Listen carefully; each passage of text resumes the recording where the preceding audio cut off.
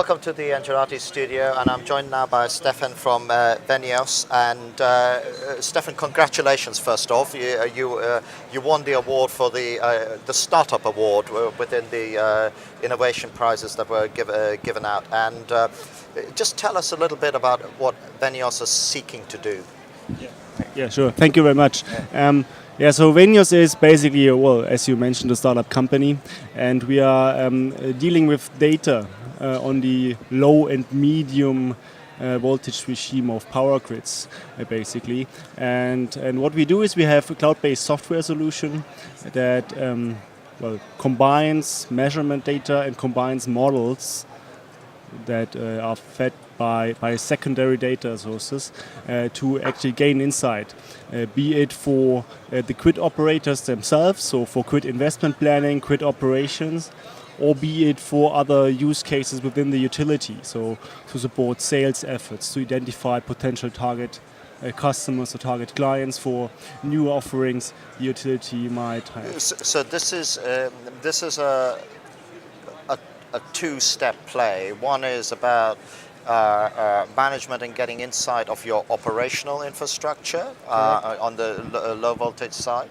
And the other one is how you would then translate that to a customer engagement activity. Yeah, precisely. Right? Yeah. Okay. Yeah. And so, no one starts a company saying, "Hey, I want to start a company." You do a bit of due diligence. You see a market gap. You then look at the existing players and go, "I think we can do it differently." You come with some differentiator. Just tell us a little bit, because what you've described. There's other companies here who say they do the same thing. Right. But what are you doing that's different? Right. So.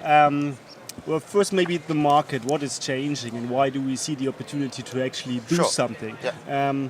So the power system was actually dominated by dynamics that were going on the high voltage level. Big traditional power generation, be it coal-fired or fossils, nuclear, whatever you name it. And basically on the medium and low voltage level, these were the so-called, or still are the so-called distribution grids. So they were only there and only designed for distributing the centrally generated energy basically towards the customer, right?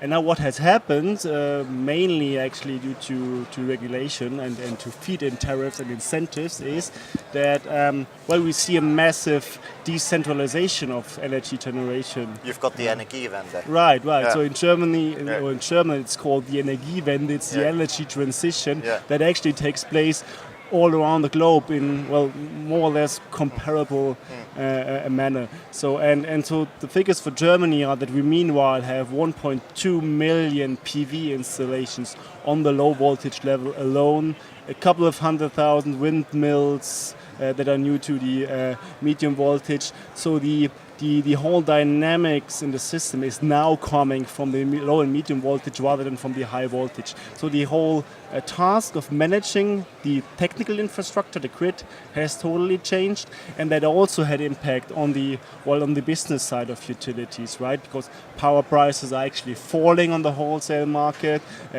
Clients are turning their backs towards the utilities and actually producing power themselves. So it is really a challenge on a couple of different actually fronts at the same time for the utility. And then again, what we saw is that the solutions that were on the market when we started on, have never been designed to cope with that new type of generators on low and medium voltage. So grid management systems weren't basically ready to deal with the task, and this is why we apply novel technologies actually that are not new to the world but new to the energy business. And so the this energy. is cloud-based solutions and things like that. Correct. Okay, so can you explain that a little bit more, because that'll be interesting for people to hear. Right.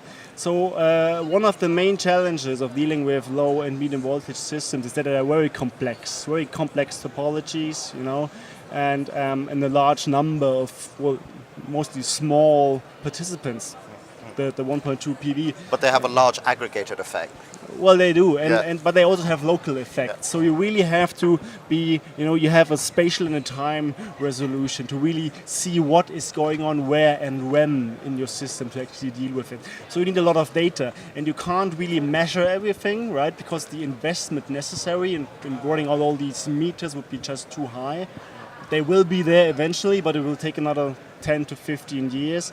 So there's a strong need to actually model the system right now and use other data sources, what we call secondary data sources. So is this like weather patterns and things like that? It would be weather patterns, it would be information about the end customers, right? So socioeconomic data about individual households to find out how they're going to behave or how they are behaving right now, which never was interesting to the utility, but it is becoming very interesting now. Since you can't really measure them in many cases, you need models, you need secondary data, you need a lot of different data sources and combine them.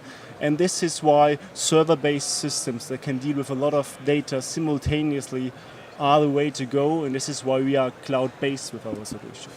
And just as we're coming to the end, that then makes things quite interesting for someone, because what you're saying is that actually before you put in your wind farm or before you go too far with incentivizing PVs in an area, let's model this whole thing. Let us not wait until it's in there to figure out what we need to do. Let us do what we need to do before it happens. Correct.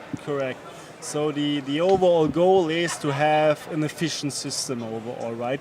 And to efficiently deploy your investments in the system. And also, of course, to find the next client, the next customer that is ready to put PV on their rooftops, to put a storage system in their basement, and that all helps. Have a proactive. Exactly. Have a proactive approach as a utility, and not actually wait until things happen to you, but use the data that is already there. Use it maybe in new ways, and find out what you can do in order to be more effective and earn more money, basically, and stay in business in the future. Well, perfect. That's given us great oversight into what you've done and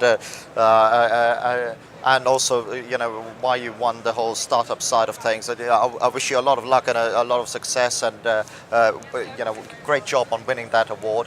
And I'd like to thank you as well for watching. So below these videos there'll be links to the various constituent parts over to your website as well, which I'm sure will have more information. So thank you as well for watching.